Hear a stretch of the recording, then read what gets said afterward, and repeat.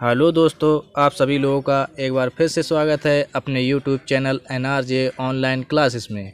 तो आज है 6 सितंबर। तो 6 सितंबर के जितने भी करंट अफेयर के इम्पोर्टेंट क्वेश्चन बनेंगे उन सभी को हम लोग डिस्कस करेंगे और विथ डिटेल के साथ हम लोग डिस्कस करेंगे। क्वेश्चन शुरू करने से पहले आप लोग इस चैनल को सब्सक्राइब करें, वीडियो को लाइक करें और शेयर करें।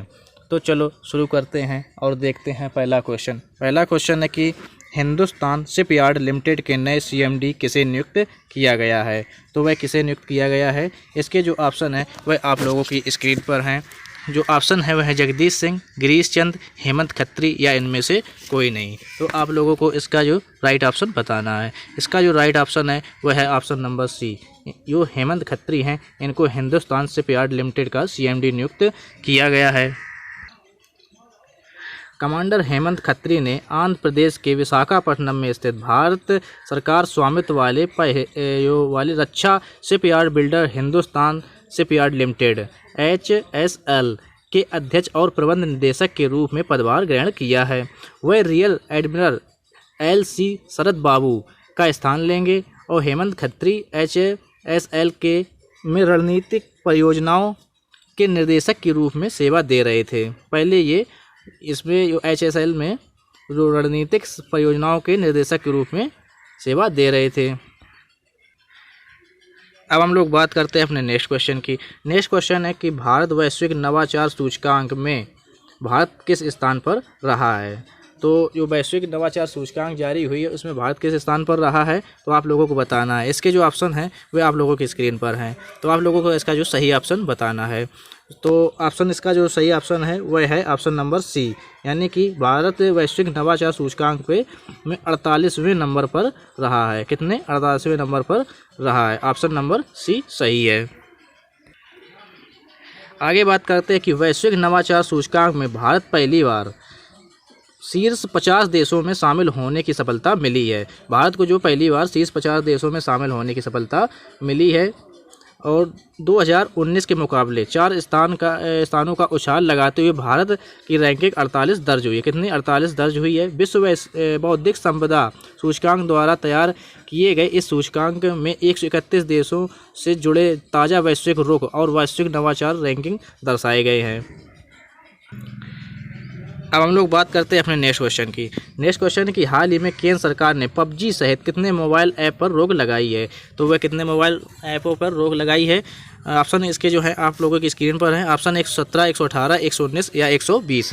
तो आप लोगों का इसका जो राइट ऑप्शन बताना है। इसका जो राइट ऑप्शन है वह है ऑप्शन नंबर बी, यानी कि भारत सरकार ने 118 जो मोबाइल ऐप है इन पर रोक लगा दी है PUBG सहित। सरकार ने PUBG सहित ऐसे 118 मोबाइल ऐप पर रोक लगा दी है जिन्हें भारत सरकार की संप्रभुता, अखंडता और देश की रक्षा, राष्ट्रीय सुरक्षा और सामाजिक व्यवस्था के लिए नुकसानदेह समझा गया है। प्रतिबंधित मोबाइल ऐप में PUBG मोबाइल, नॉर्डिक मैप, लिविक, PUBG mobile light, WeChat work, WeChat reading, cyber Hunter, life after और वारपथ प्रमुख हैं जिन्हें प्रतिबंधित किया गया है। हम लोग बात करते हैं अपने नेक्स्ट क्वेश्चन की। नेक्स्ट क्वेश्चन है कि केंद्रीय मंत्रिमंडल ने किस राज्य के लिए भाषा बिल लाने का फैसला किया है। तो इसके जो ऑप्शन आप लोगों की स्क्रीन पर है, आप लोगों को इसको जो राइट आंसर बताना है। तो ऑप्शन है जम्मू कश्मीर, राजस्थान, गुजरात, केरल। तो इसका जो राइट ऑप्शन है वह है ऑप्शन नंबर ए, यानी कि जम्मू कश्मीर राज्य में राजभाषा बिल लाने का फैसला किया गया है। कैबिनेट की बैठक में संसद में जम्मू कश्मीर के लिए राजभाषा विधेयक लाने की मंजूरी दी गई है और इसमें उर्दू, कश्मीरी, डोगरी, हिंदी, अंग्रेजी को जम्मू कश्मीर की आधिकारिक भाषा बनाने का प्रावधान किया गया है। जम्मू कश्मीर के बारे में जानते हैं कि जम्मू कश्मीर की राजधानी क्या है। तो इसकी राजधानी श्रीनगर है। राज्यपाल कौन है? मनोज सिन्हा यहाँ के राज्यपाल हैं। अब हम लोग बात करते हैं अपने 5वें क्वेश्चन की। 5वां क्वेश्चन है कि टेनिस में 7 साल में ग्रैंड स्लैम सिंगल के मुख्य ड्रा कप मैच जीतने वाले पहले भारतीय कौन बने हैं। तो वो कौन बने हैं आप लोगों को बताना है। तो जो ऑप्शन है वह आप लोगों की स्क्रीन पर है। ऑप्शन है सुमित नागल, रोहन बोपन्ना, युकी भांवरी या इनमें से कोई नहीं। तो इसका जो राइट ऑप्शन है वह है ऑप्शन नंबर ए, यानी कि सुमित नागल जो पहले भारतीय बने हैं जिन्होंने 7 साल में ग्रैंड स्लैम सिंगल का मुख्य ड्रा खेला है और जीते हैं।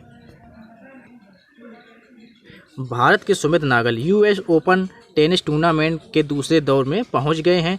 दुनिया के 122वें नंबर के खिलाड़ी सुमित नागल पिछले 7 साल में ग्रैंड स्लैम के सिंगल मुकाबले में मुख्य ड्रा मैच जीतने वाले पहले भारतीय बन गए हैं। इससे पहले 2013 में Somdev Varman Australian open, French open और यूएस ओपन के दूसरे दौर में पहुंचे थे। हम लोग बात करते हैं अपने नेक्स्ट क्वेश्चन की। नेक्स्ट क्वेश्चन है कि रक्षा मंत्री राजनाथ सिंह शंघाई सहयोग संगठन के रक्षा मंत्रियों की बैठक के लिए किस देश की यात्रा पर गए हैं? तो वह किस देश की यात्रा पर गए हैं आप लोगों को बताना है। इसके जो ऑप्शन है वह आप लोगों के स्क्रीन पर हैं। ऑप्शन है रूस, जापान, चीन, अमेरिका। तो इसका जो राइट ऑप्शन है वह है ऑप्शन नंबर ए, यानी कि जो रक्षा मंत्री राजनाथ सिंह हैं वह शंघाई सहयोग संगठन के लिए रूस गए हैं।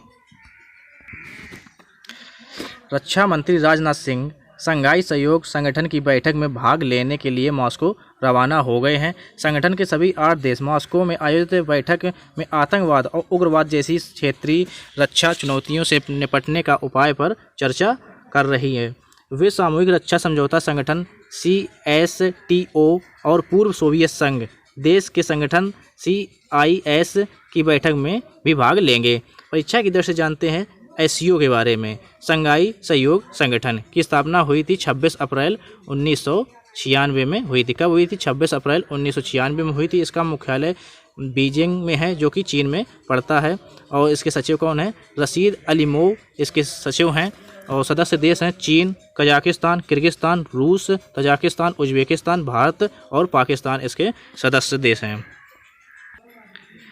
अब हम लोग बात करते हैं अपने नेक्स्ट क्वेश्चन की। नेक्स्ट क्वेश्चन है कि प्रेस ट्रस्ट ऑफ इंडिया के नए अध्यक्ष किसे बनाया गया है? तो वे कौन बने हैं आप लोगों को बताना है। इसके जो ऑप्शन है वह आप लोगों के स्क्रीन पर हैं। ऑप्शन है रजत शर्मा, अभीक सरकार, जतिन राय या अभिषेक बंसल। तो इसका जो राइट आंसर है वह है ऑप्शन नंबर बी, यानी कि अभीक सरकार को प्रेस ट्रस्ट ऑफ इंडिया का नया अध्यक्ष बनाया गया है। एमेरिटस संपादक और आनंद बाजार ग्रुप ऑफ पब्लिकेशन के उपाध्यक्ष अभीक सरकार को press trust of India PTI का नया अध्यक्ष चुना गया है। वह पंजाब केसरी अखबारों समूह के मुख्य संपादक विजय कुमार चोपड़ा की जगह लेंगे। अभीक सरकार भारतीय पेंगुइन बुक पेंगुइन इंडिया के संस्थापक, प्रबंध निदेशक, बिजनेस स्टैंडर्ड के संपादक और ABP ग्रुप द्वारा 2003 में स्टार न्यूज के अधिग्रहण में महत्वपूर्ण भूमिका निभा रही थी। अब हम लोग बात करते हैं अपने 8वें क्वेश्चन की। 8वां क्वेश्चन है कि केंद्रीय मंत्रिमंडल ने भारत और किस देश के बीच भारतीय वस्त्र और परिधान के लिए ज्ञापन पर हस्ताक्षर को मंजूरी दी है? तो इसके जो ऑप्शन हैं वो आप लोगों के स्क्रीन पर हैं। ऑप्शन है रूस, जापान, अमेरिका, इजराइल। तो आप लोगों का इसका जो राइट ऑप्शन बताना है। तो इसका जो राइट ऑप्शन है वह है ऑप्शन नंबर बी, यानी कि जापान के बीच समझौता हुआ है भारतीय वस्त्र और परिधान के ज्ञापन पर। मंत्रिमंडल ने जापानी बाजार के लिए भारतीय वस्त्र और परिधान की गुणवत्ता तथा परीक्षण में सुधार लाने के बारे में भारत और जापान के बीच समझौता ज्ञापन पर हस्ताक्षर करने की मंजूरी दे दी है।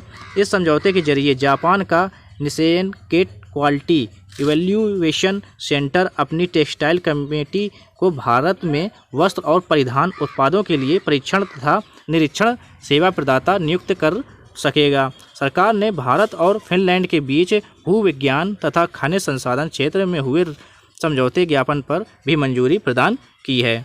परीक्षा की दृष्टि से जानते हैं जापान के बारे में। जापान की जो राजधानी है वह टोक्यो है। प्रधानमंत्री हैं यहाँ के कौन हैं? प्रधानमंत्री जो अभी जापान के थे शिंजो आबे, इन्होंने इस्तीफा दे दिया। अब जो बनेंगे वह हम आप लोगों को बताएंगे। और जापान की मुद्रा क्या है? जापान की मुद्रा येन है। अब हम लोग बात करते हैं अपने नेक्स्ट क्वेश्चन की। नेक्स्ट क्वेश्चन है कि केंद्रीय मंत्रिमंडल ने राष्ट्रीय सिविल सेवा क्षमता निर्माण के लिए किस मिशन को मंजूरी प्रदान की है? तो आप लोगों को बताना है किस मिशन को मंजूरी प्रदान की है। तो इसके जो ऑप्शन है वो आप लोगों की स्क्रीन पर है। ऑप्शन है कर्मयोगी, शिल्पयोगी, दोनों, या ऑप्शन ए या बी, या इनमें से कोई नहीं। तो इसका जो राइट ऑप्शन है वह है ऑप्शन नंबर ए, यानी कि कर्मयोगी इसका राइट ऑप्शन है। केंद्रीय मंत्रिमंडल ने राष्ट्रीय सिविल सेवा क्षमता निर्माण कार्यक्रम मिशन कर्मयोगी को मंजूरी प्रदान की है। यह कार्यक्रम सरकारी कर्मचारियों के लिए क्षमता निर्माण का आधार होगा। मिशन कर्मयोगी का लक्ष्य भविष्य के लिए ऐसे भारतीय लोक सेवक को तैयार करना है जो अधिक रचनात्मक, चिंतनशील, नवाचारी, व्यावसायिक और प्रौद्योगिकी सक्षम हो। अब हम लोग बात करते हैं आज के लास्ट क्वेश्चन की।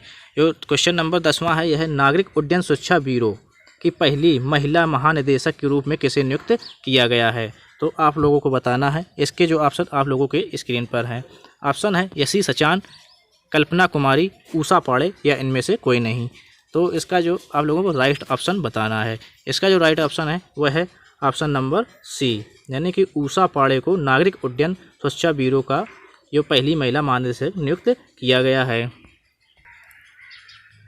नागरिक उड्डयन मंत्रालय की सचिव, संयुक्त सचिव उषा पाड़े को नागरिक उड्डयन सुरक्षा ब्यूरो के महानिदेशक के अतिरिक्त प्रभार सौंपा गया है।